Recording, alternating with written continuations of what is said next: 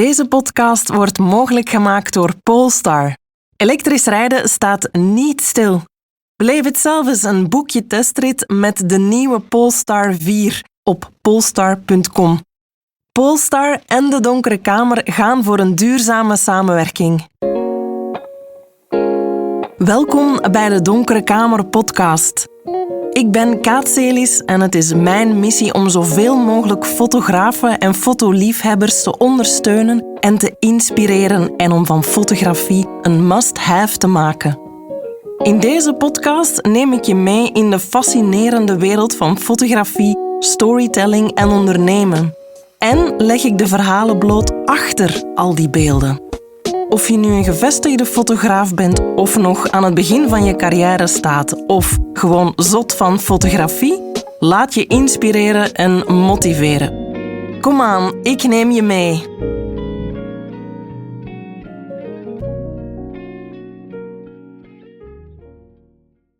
Hello and welcome to the Donkere Kamer podcast. My guest today began his career at the age of 19 as an intern at Magnum Photos London office before leaving for Russia to pursue his own work as a photographer. Throughout the several years he spent there, he photographed themes from the fridges of the former Soviet Union. And across his body of work, my guest often focuses on people and communities forming isolated enclaves. He has received several awards, including the Affinity Award from the International Center of Photography in New York, as well as the first prize at Pictures of the Year International, among others, of course. His magazine clients include Geo, Newsweek, Vanity Fair, the Sunday Times Magazine, and National Geographic. In 2004, my guest joined the iconic Magnum Photos. After living in London, Moscow, and New York for 12 years, he has been living in Norway since 2007 with his family. And my guest is born in 1977 in... and now I forgot it. Tonsberg? Help me out. Tonsberg. Tonsberg. Discover with me why he became a photographer, what he dreams of, what he looks up to, and what his next projects are. Welcome to the Donkere Kamer podcast with Jonas Bendiksen. Thanks a lot. Listening to this reminds me that... I have to update my bio. Because that was strenuous to listen to. Because several words were not included. No. I mean, almost the opposite. It's kind of hard work to sit and listen to someone, list up their merits like that. I can imagine, and but it feels like the Stone Age in a way because I don't know. I feel somehow it doesn't reflect maybe my current work somehow, or you're listing up all these magazines, and all that is true, but it's not like my life is running around on magazine assignments so much anymore. So it feels like a blast from the past. Still, it's you. Oh yeah. No, it's history, and it's also, I think it's important. That's the base layer of what you've been doing. For sure. Yeah. For sure. Yeah. But we'll talk about the current topics for sure. Yeah. Sorry. No, I mean, it's good. It's good that you mentioned. We are here in Museum Hilversum in the Netherlands, where you opened your exhibition, The Story of Fake News, the Book of Veles, yesterday. We'll talk about the Book of Veles in a while, but I wanted to know, because the Netherlands is like Belgium is a very a densely populated country compared to the Netherlands, the Norway where you're coming from. But do you need that that quiet and fast, harsh landscape to unwind, because you're a very busy, energetic photographer? You are abroad several months a year. Do you need that quietness, also to edit your photos? Yeah, no, for sure. I mean, I spent 12 years abroad. I left Norway when I was 18, basically. So the first part of my adult life I spent abroad in England, Russia, United States. Lived in many big cities. And I had 7 years in Manhattan in New York, and at a certain point, I somehow just had enough, and needed to connect again with other parts of myself somehow. And I was a young father. I had a 5-year-old, yeah, those years were really good, but something was also telling me that this is not healthy, also for my creative life somehow. So me and my ex-wife Lara, the mother of my child, we relocated to Norway, and quite soon ended up in this quite small community in which I live still. Now with my wife and 3 children, Lara, my ex-wife, is still there, and my son is there. So we have this whole life there. And there's something that just feels very right for me. I really need quiet, solitude almost, to be able to think at all. Also to get out of the sort of kind of photo community, hustle and bustle, kind of the kind of everyone's always coming back with working on something, coming back with something new. Everyone has to engage with that, and sort of I'm actually quite fragile when it comes to ideas and my own creative process. So it's not only going back to nature; it's also connecting to your roots. There's part of that. There's it's all mixed together. I think there's. But there's something about a simpler life, being in a place where you know your neighbors, where you have space around you, where you can think. I get so much stimulation in my brain from the work I do, etc. That I have no need to sort of keep the tempo of that up. On the opposite, I need to sort of wind down. Also, try to connect with what I'm actually. My work is all about whatever I am curious about at the moment. It's all about using photography to explore the things that I wonder about in the world, and about people, and how we deal with difficult questions, and I need somehow peace and quiet around me to get those thought processes going. Also not sort of have the pressure of kind of the photo business, the photo world, all of this around me all the time. I need a lot of space around me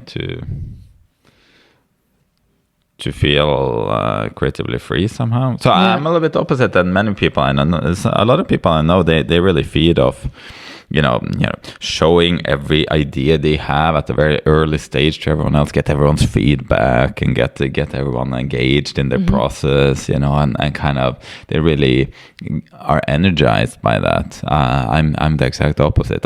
It kind of smothers my idea process. So I'm quite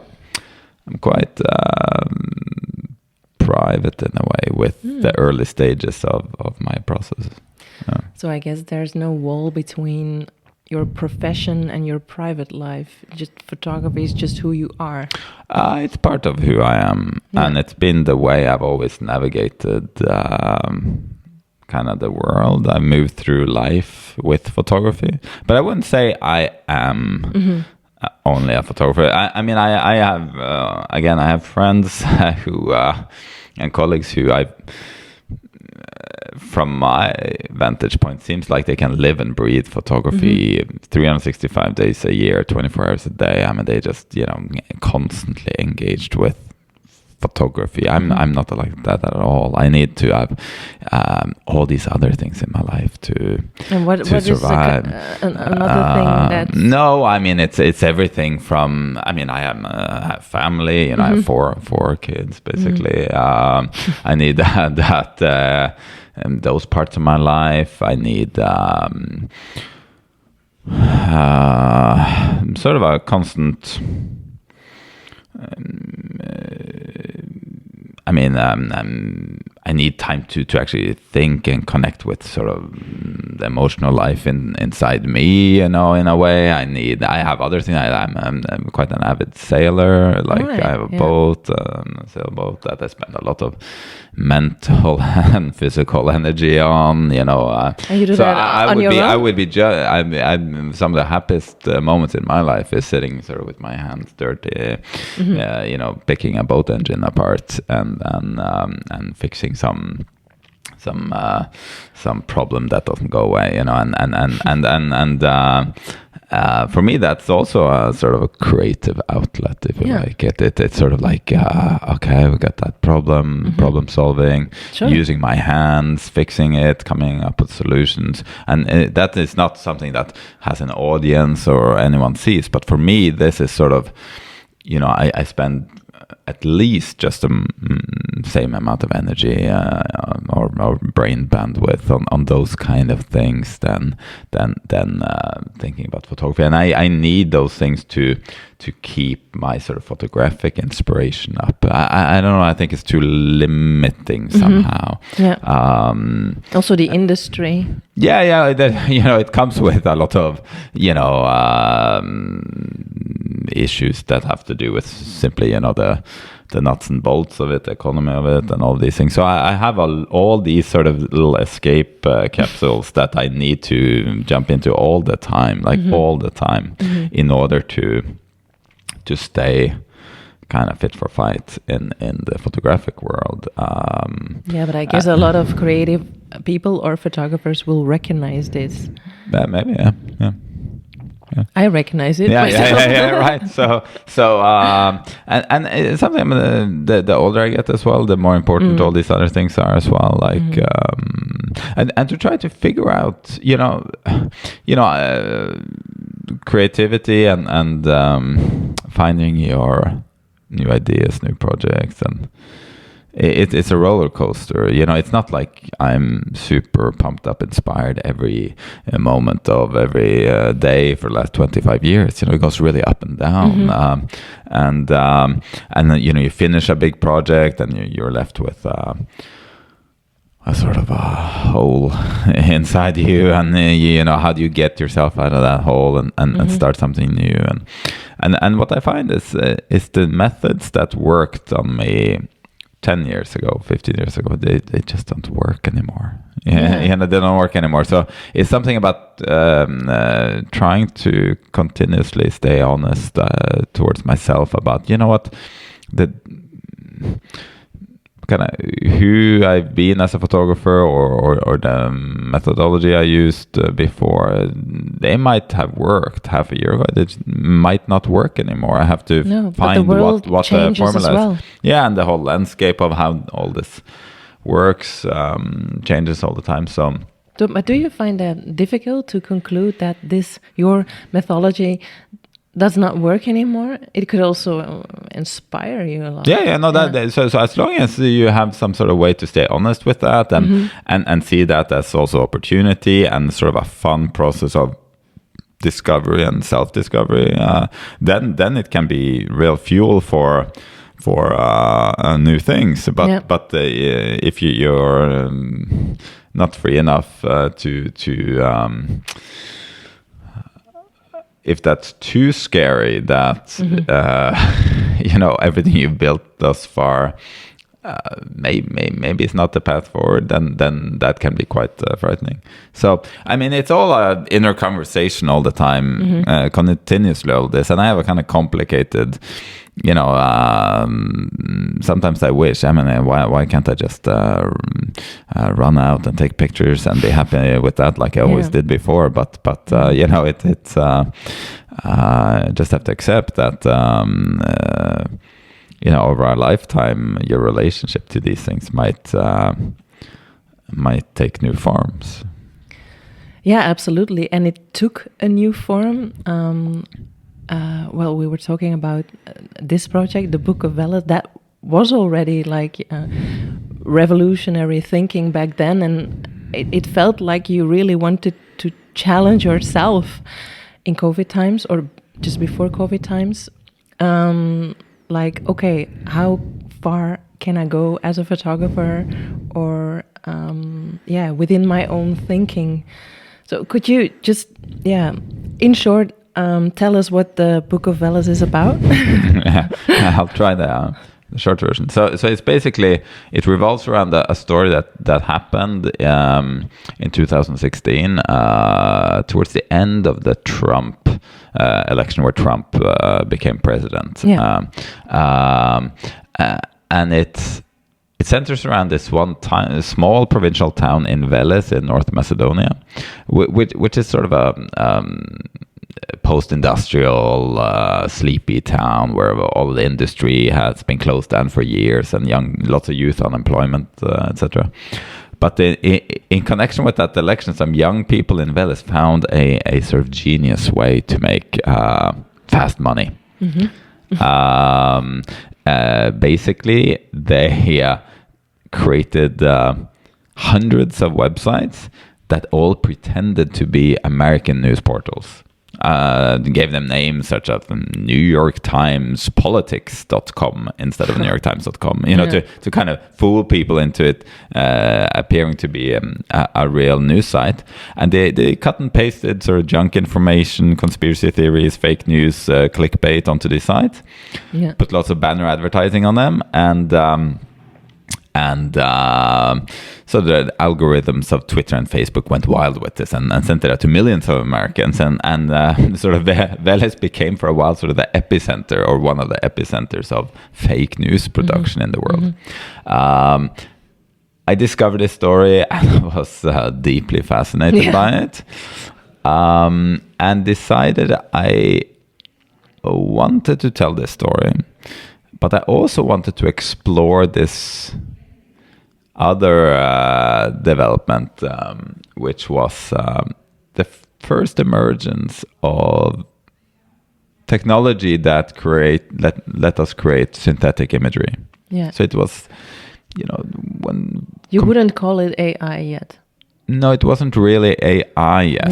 Yeah. It was kind of the precursor to this, but it was basically, computer game graphics engines that let you create near photographic representations of people, 3D modeling. It was also the timing where the first text generation AI engines started coming, like the precursors to ChatGPT. All of this sort of emerged at the time I discovered the story about Veles. So in 2016? Yeah, 16, 17, 18, around then. Yeah. So I decided to tell the story of the fake news producers in Veles by creating a fake news story using computer-generated imagery, AI-generated text, and dived into this whole tapestry of storytelling about these fake news producers, but also sort of a mythology about this god, this Slavic god, who was also called Veles. All right. And also this ancient book, this ancient manuscript that was called the Book of Veles. There's these three stories that sort of all interweaves with one another. This ancient manuscript, the Book of Veles, happened to also be a forgery. So there's all these strange tales of sort of what is real, what is fake, fake news, real news, absurd storytelling, real journalism, all of this technology mixed in. This is the Book of Veles. Yeah. And it's kind of very confusing. Shortly told, it's a fake news story about fake news. Yeah. And when this came out as a book in 2021, to sort of test how prepared we are or were for the advent of powerful computer-generated imagery. And then we started seeing the advent of AI as well coming into the picture. Yeah. I released this book without saying what it was. Okay, so it appeared to be on the formal level a classic piece of photojournalism with classic piece of writing. Like you were the classical photojournalist, right? Yes. Until then. Yeah, you could say that with some caveats. Yeah, of course. And I designed it to look very classical. And then it was an experiment to see how long it would take before people found out or got suspicious or realized there was something wrong with these images. Because also in the project, I put in all these kind of hints and breadcrumbs that there's something wrong here. And did you test it amongst colleagues or? I showed it to a few colleagues along the way. Yeah. A couple of close friends. Just to see if they caught it themselves. I printed up a bunch of prints, for example, and so I'm working on this new project about these guys in Veles. This is what happened there. And what happened? Well, basically, they gave feedback such as, "Oh, yeah, you should maybe, try to spend more time with these people or those people." And then I thought, okay, well, that's a good sign, or that's a bad sign, depending on how you look at it. Yeah, because we all failed, right? As your audience. Yeah, that's what took me by great surprise. Yeah. Because this whole plan of mine kind of failed, because what I had planned was that I would release this book, anticipated within 2-3 weeks people would start commenting, maybe on social media, have you seen the latest book of Jonas? Isn't it weird? There's something wrong here, it doesn't add up. Or have you read that text? The guy's off, or why do the people look so plastic, or something like that. And then I thought there would be a little bit of noise around that, and then basically, that would be the launch of the book, and it will be catapulting the book launch and starting this conversation that I wanted to have about synthetic imagery and what we're going to do with that. It was that simple. My original plan in your head, yeah. The plan sort of collapsed because I didn't get a single critical comment, not a single question. All I got in return was hearts on Instagram, thumbs up on Facebook, and just lots of commentary that, oh, what a great piece of journalism, and great investigation, and what an illuminating text you've written. Also from your own agency, Magnum. Yeah, just across the board, I was sharing this material on my social media channels, and all the editors and photographic colleagues and journalism community that I know, everyone they were the audience of all of this. And that put me into a really strange situation of what do I do next? Because I simply had not made a plan for that scenario that nobody would react. Was there some kind of panic? In me? Yeah. Oh yeah, big time panic, because I realized quickly that I've actually I've dug myself a hole that was way deeper than I thought, and I had no idea how this would end, because from being a kind of a silly little book launch stunt, it became much more serious. I led a double life basically for half a year. Half a year, wow. And so how did you unveil the secret? Yeah, I had to start improvising. So as as the months went by, and sort of like in my desperation, nobody got suspicious about this, at least not officially. I thought, okay, let me try one thing. So I went to one of these companies that sell fake social media profiles, and asked them, give me an account with a sort of Eastern European sounding name, and they gave me this for $30. I bought this character called Chloe Miskin. Yeah. And she $30. She doesn't exist, right? But she came with profile pictures, a sort of Facebook history, etc. Mm-hmm. So I gave her a sort of persona of being a young photographer from Veles, and I started infiltrating her into my entire contact list of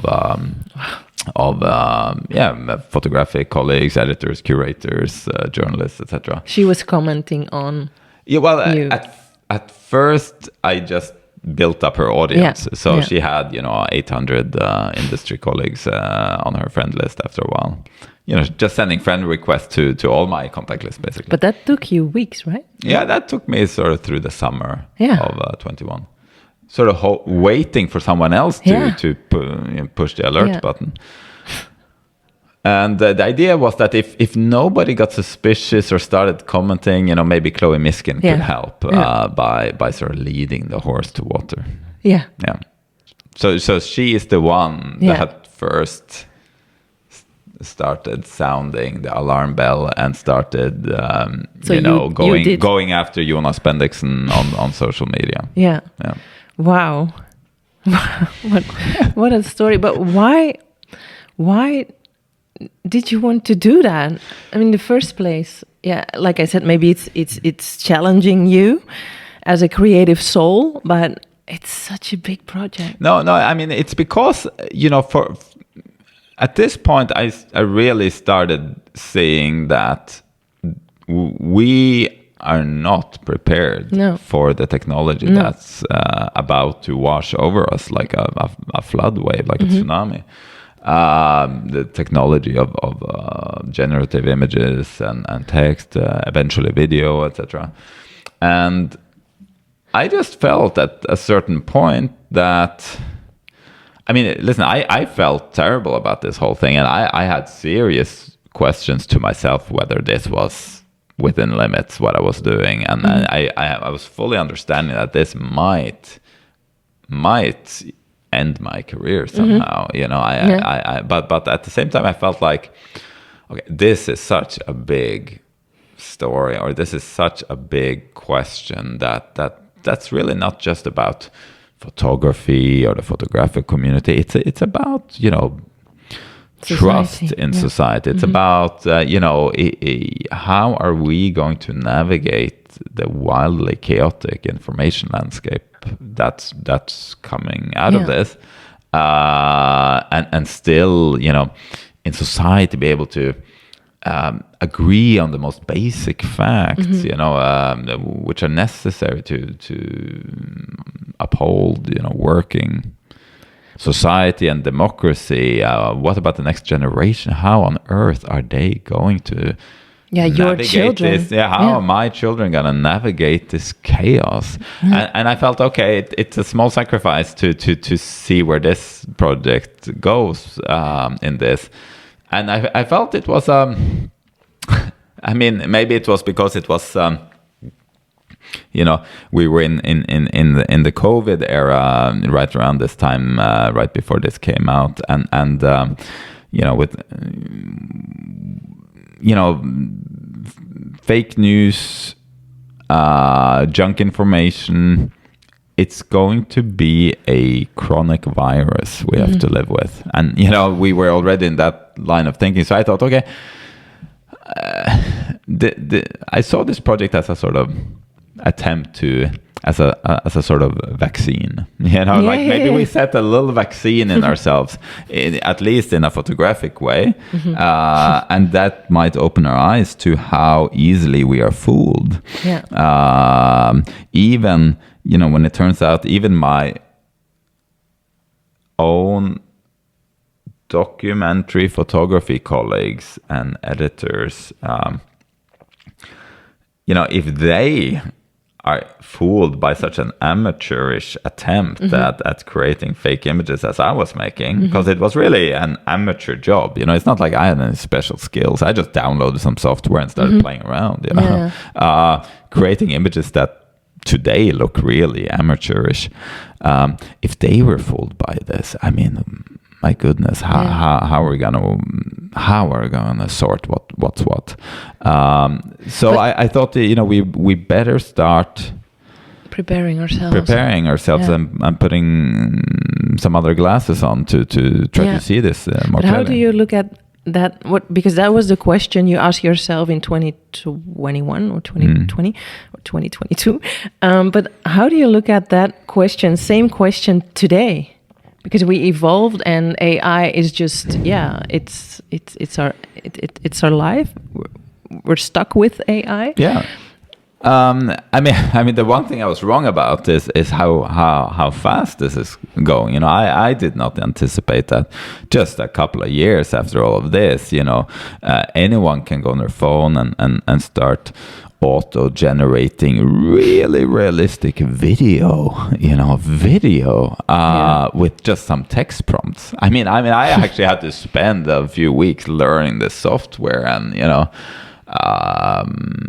and now your kids are playing around with AI. Now you can make things that are so much more sophisticated and realistic than what I was making, without any skills whatsoever. So that's going really quickly, and I think while in some ways the Book of Veles, when you look at it today, it looks like it was made in the sort of Stone Age. The questions are very much remaining the same. It's just it's going very much more quickly, and it's clear that I think it's clear to everyone now that this technology will be a factor in how we read the world, read information about the world, see images, see video for all the years to come. And I don't think we had that on the radar 5 years ago.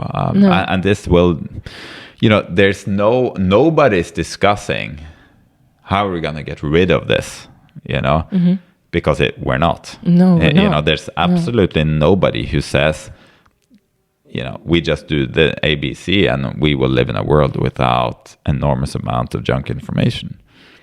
But do you think we will be or should be fooled on the same level as we did in 2021 or 2022? Yeah, I don't think you could. I mean, I don't think anyone would get away with the Book of Veles today. I mean, in a way, the Book of Veles was a kind of stupendously lucky timing in terms of when it came out, because I really couldn't have made it 1 year earlier, maybe even 6 months earlier, because of the technology was not quite there. I mean, it really wasn't half a year earlier. Wow. And you probably could not have made it half a year later. Yeah. Because half a year after all of this story came out and sort of the scandals around the launch of the Book of Veles and the revelation of what it really was, about that's when, OpenAI came with DALL-E, the first image generators, text prompt based image generators. Midjourney came, and all the other ones just came as on like pearls on a string just a few months later, meaning that people really started opening up their eyes to this kind of technology. And when people look at the images today, they of course have this sort of voice in their head that says,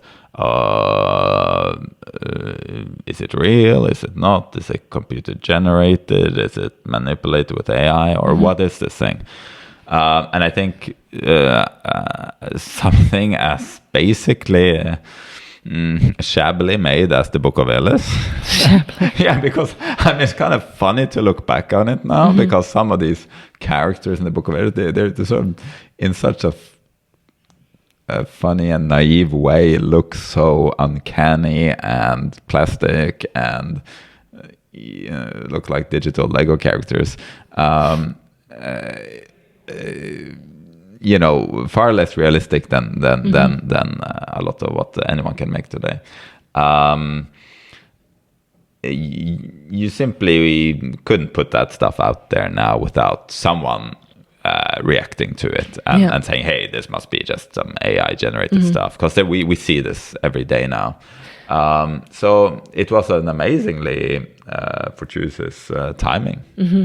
But do you want to continue to work on this topic? Because obviously it remains very relevant and interesting, or is it really a closed chapter for you? Listen, the smart thing for me to do, sort of career-wise, would probably be to sort of really claim this space for myself. I was early out in the computer-generating images sphere. I could own it. I could keep making projects that commented on this and related to this technology. That would be super smart.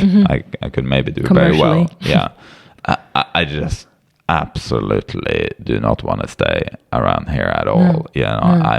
This was a one-time experiment, and I've long since moved on to other things. But still, you're exhibiting it today here.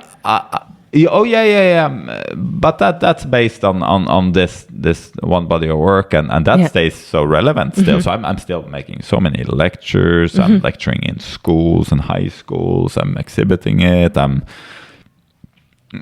talking about it all the time, and I think that those questions are super important, and communicating these questions and thoughts about them.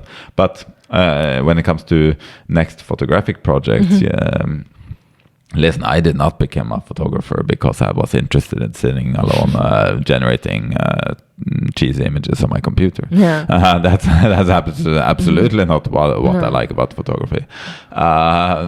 I'm interested in photography because it lets me precisely somehow ask questions I have about our world and our place in it,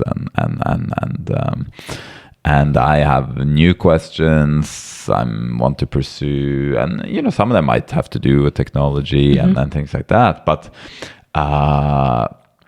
it's not like I will continue the AI. Actually, I'm quite. I mean, there's other reasons why I'm not staying around that space. I've traditionally always have been.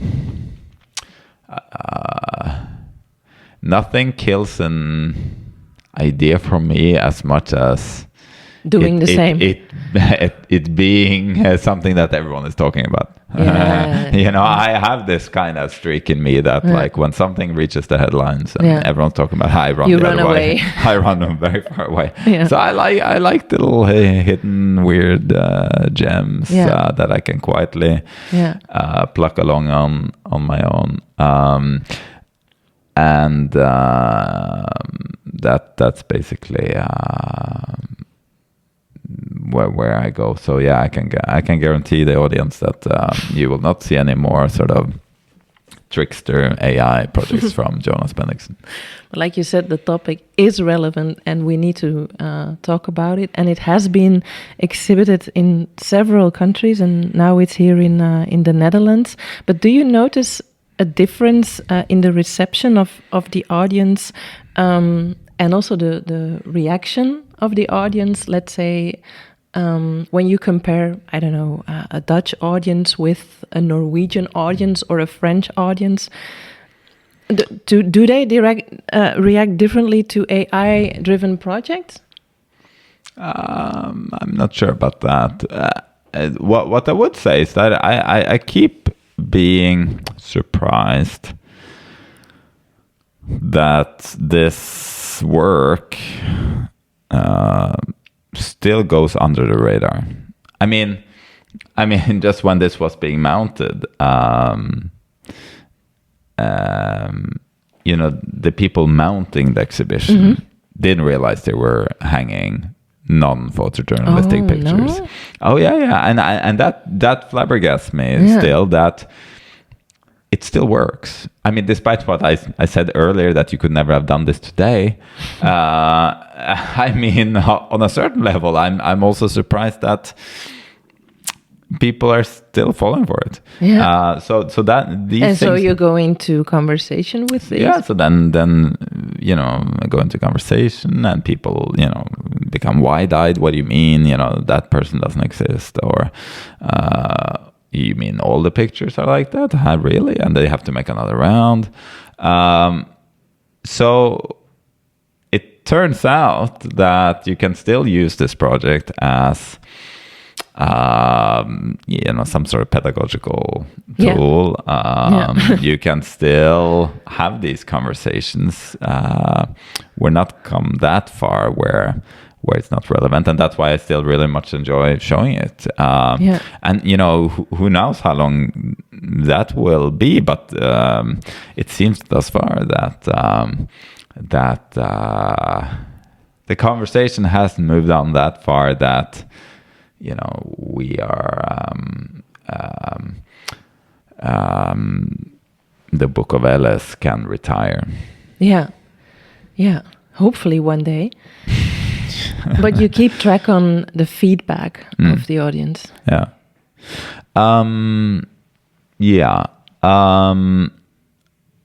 mean, the difference now, of course, is this is not the first time people have heard about this kind of thing. No. That's the difference. Yeah. And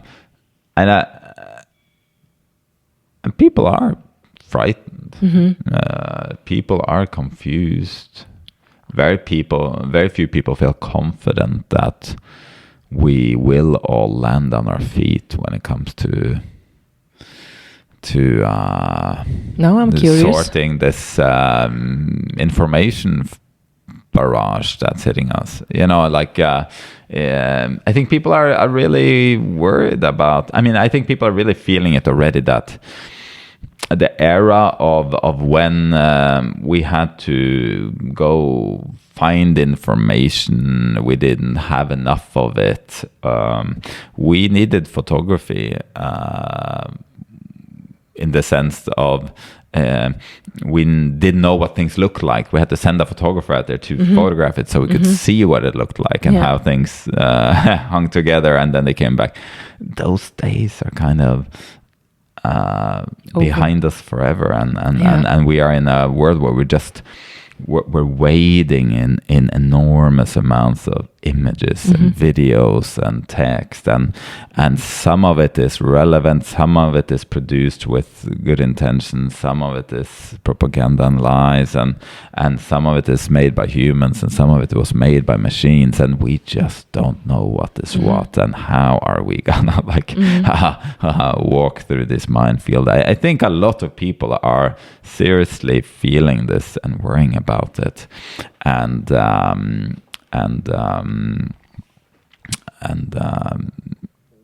but do you talk about this topic with colleagues? Because how threatening is AI for you as a professional photographer, or for your colleagues, or maybe you don't feel any threat?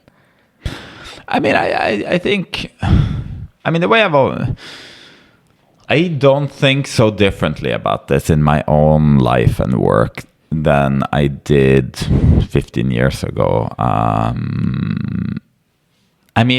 There's no doubt that AI will eat up parts of the kind of work that photographers do today or have always done. There is just no doubt that, say stock photography or whatever, that's sort of purely illustration photography. Forget about it. For sure, AI will gobble up some of that. But also in the commercial sector, in fashion, or in sort of corporate, there's just catalog photography. There's just no doubt that AI will eat some of that. And why would you invest in expensive, limiting photo shoots when actually what you need is pictures of that jacket in 10 different colors with target 5 different audiences in different parts of the world, of different ages, of different ethnicities. You want one campaign in Asia, one in South America, and there is obviously a way cheaper way to do this, and people will opt for that. I mean, it's just not that. Having said that, I think people are making a huge mistake when they go around thinking that photography's problem started with AI. You know, I mean, that's such a distraction because, we, in a way, devalued photography way before, and we did that. I sometimes think that, I mean, to put it like that, we photographers have been the biggest machine learning systems of them all.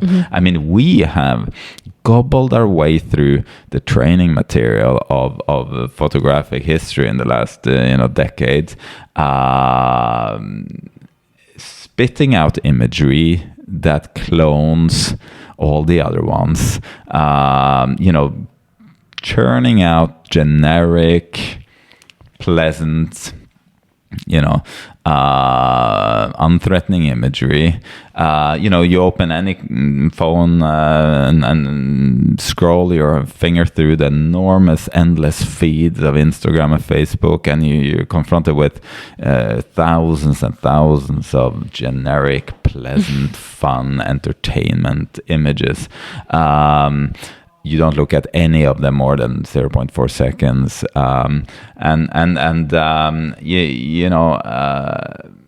We've been doing this for years.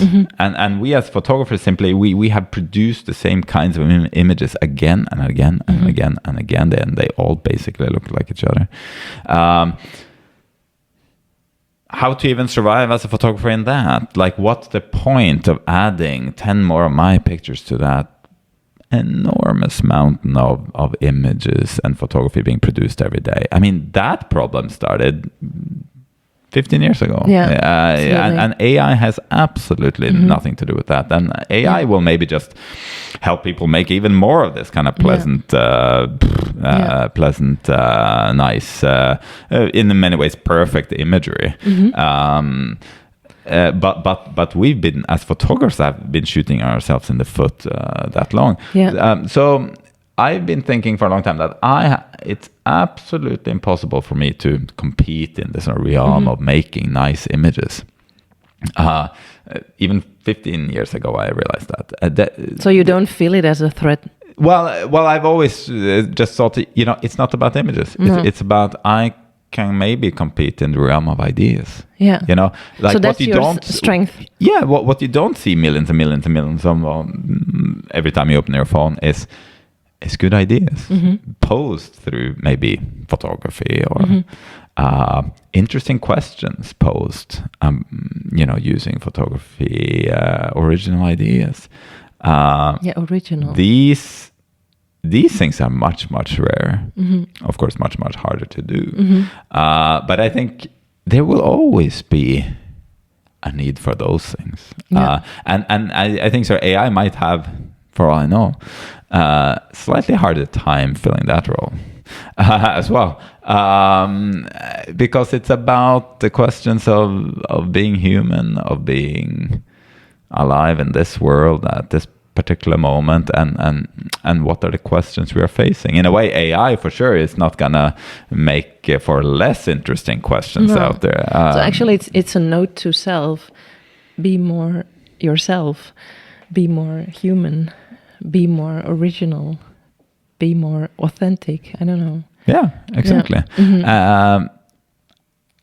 That's at least been my North Star in all of this. That's what you do on your boat. Be yourself, and then ideas will flow. That's the general idea. I cannot guarantee it will always work, but I think that's at least how I look upon it right now. What about Magnum Photos? Because I said in the intro that you joined the agency in 2004.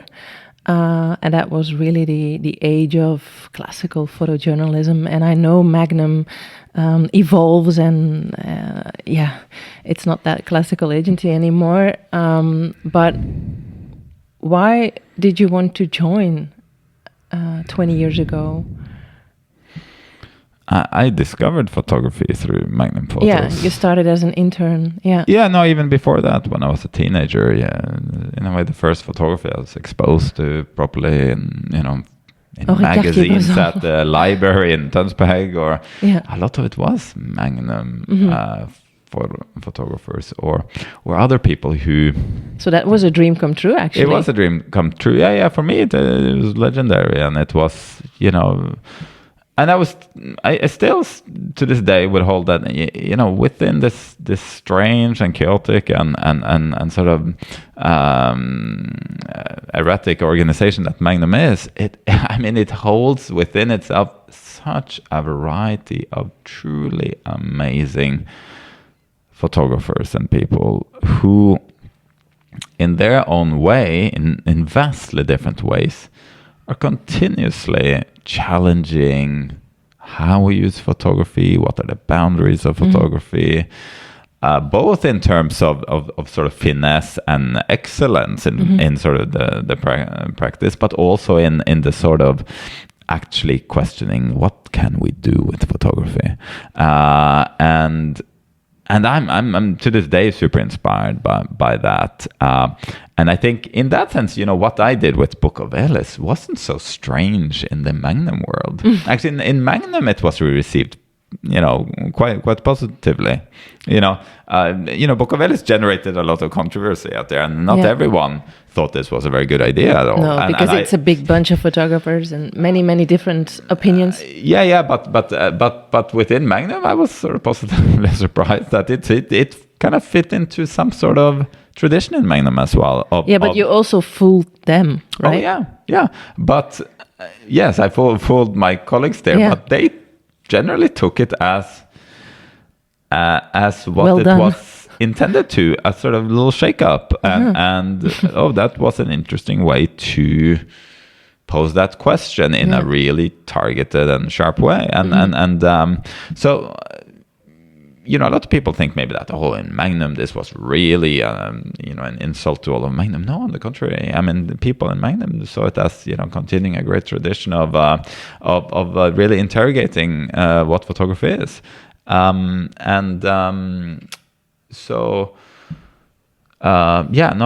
why I wanted to join Magnum, because people there are really sort of fiercely independently minded and really willing to go all the way in their passion to tell stories, to ask questions, and to find a way to use photography to those means. So discussion and conversation keeps you attached to the agency today.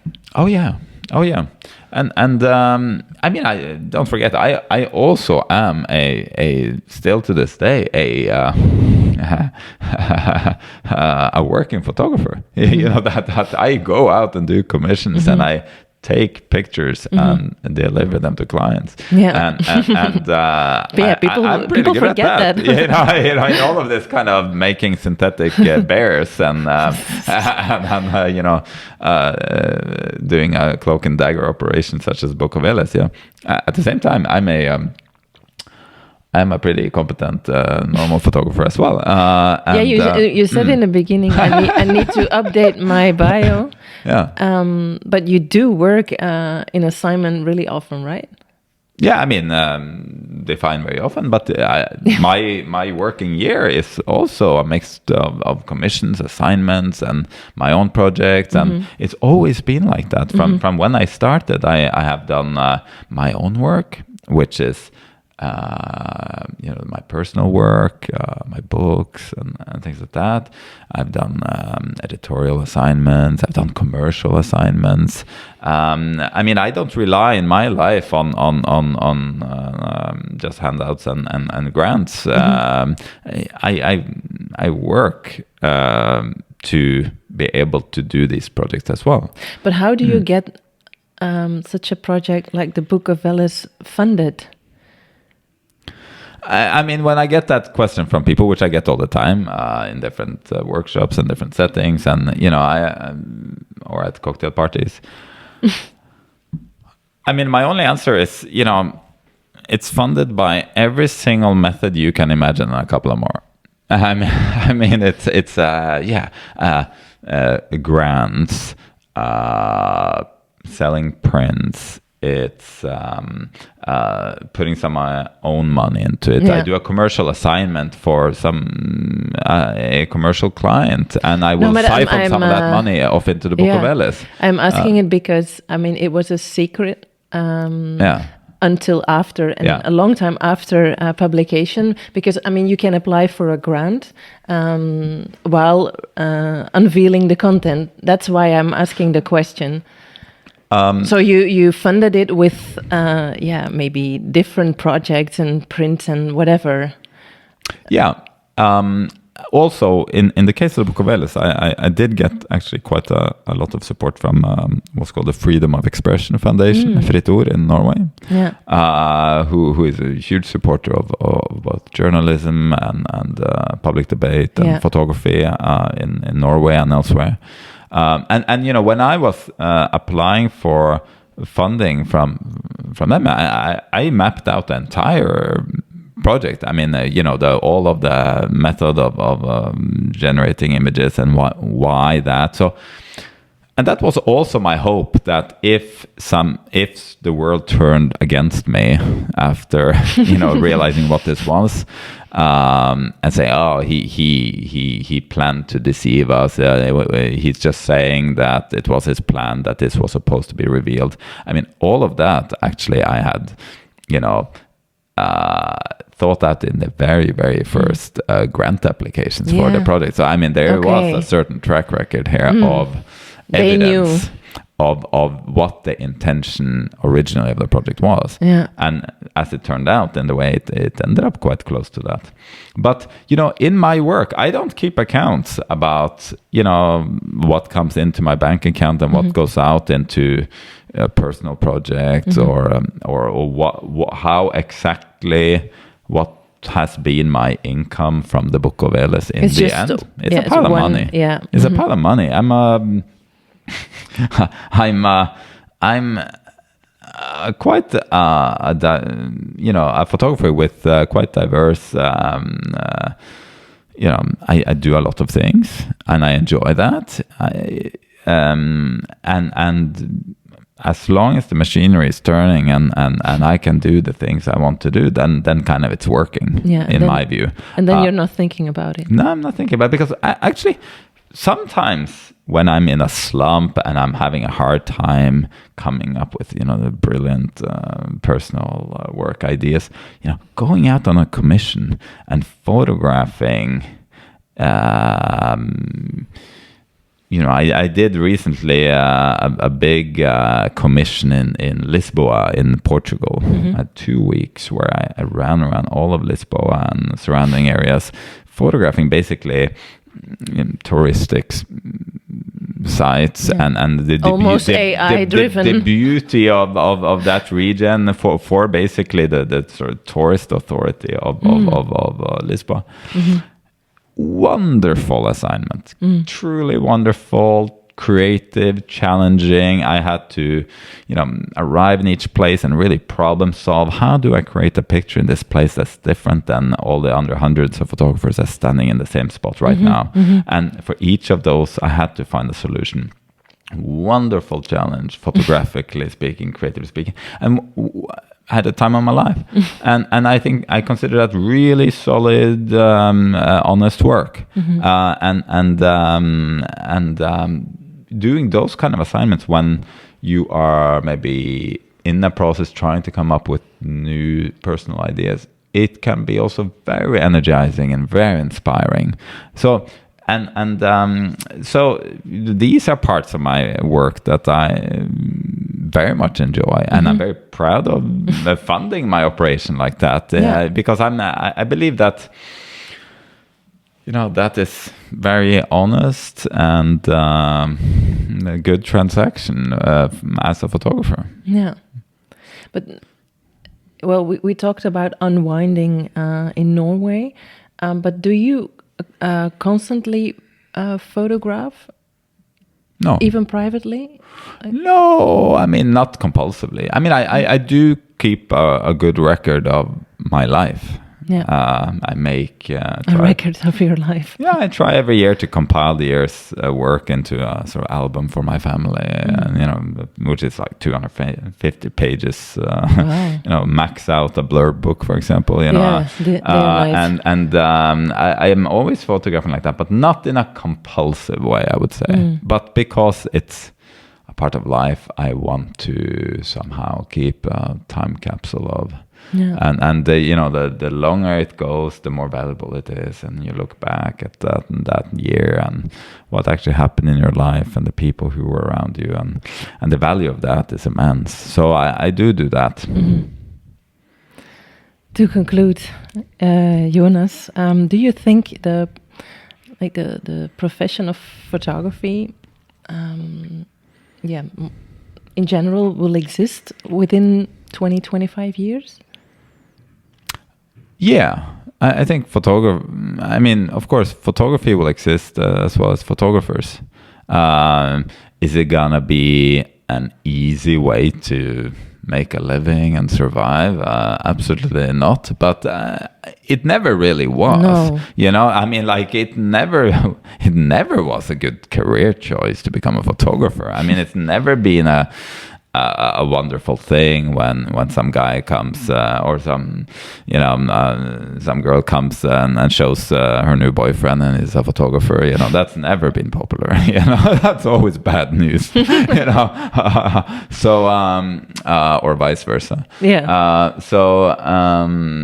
No, it's gonna be it's gonna be a hustle, and my life is a hustle, and every photographer I know is hustling every day to survive. Yeah. And I don't know any photographers who are floating around on autopilot. No. But that's also the beauty and the challenge of the profession. But you will survive and exist within 20-25 years. That's what we tell ourselves to get up in the morning, at least. You need to. Thank you, Jonas. Thank you. For the inspiring talk here in Hilversum. The exhibition runs until November 10 at the Museum Hilversum. Thank you also to you, listeners. If you want more conversations like this, subscribe to the podcast via Spotify or Apple Podcasts, or attend one of our online masterclasses with international photographers. The next one is on October 30 with photographer Thomas van Oetrieve from 7 Agency. He will talk about choosing a visual approach to apply your photo project. I love Thomas's work, so you should really listen to that, people. Yeah, he's really great. And he was an embedded photographer in the renovation of the Notre Dame church in Paris. You can order your ticket at donkerekamer.com. I'm talking Dutch, / masterclasses. I'll also put the website link in the description of this podcast. I'll put Jonas' details there too, and also the website of the Museum Hilversum. So that's it. Until next time. Wat fijn dat je naar de Donkere Kamer podcast luisterde. Ik hoop dat je genoten hebt van deze aflevering. Volg je ons al op Instagram? Daar deel ik namelijk de laatste update die je niet wil missen. Zoek ons op via @dedonkerekamer_be en blijf op de hoogte van alles wat met fotografie en ondernemen te maken heeft. Heb je suggesties of vragen? Laat het me zeker weten. Ik waardeer je feedback enorm. Vergeet je ook niet te abonneren, zodat je geen enkele aflevering mist. En vind je deze podcast nu interessant? Geef ons dan 5 sterren op Spotify of laat een review achter op Apple Podcast, zodat wij stijgen in de rankings en zo nog meer mensen kunnen aanspreken. Daar ben ik je nu al zeer dankbaar voor. Dank voor je tijd en support en tot een volgende aflevering.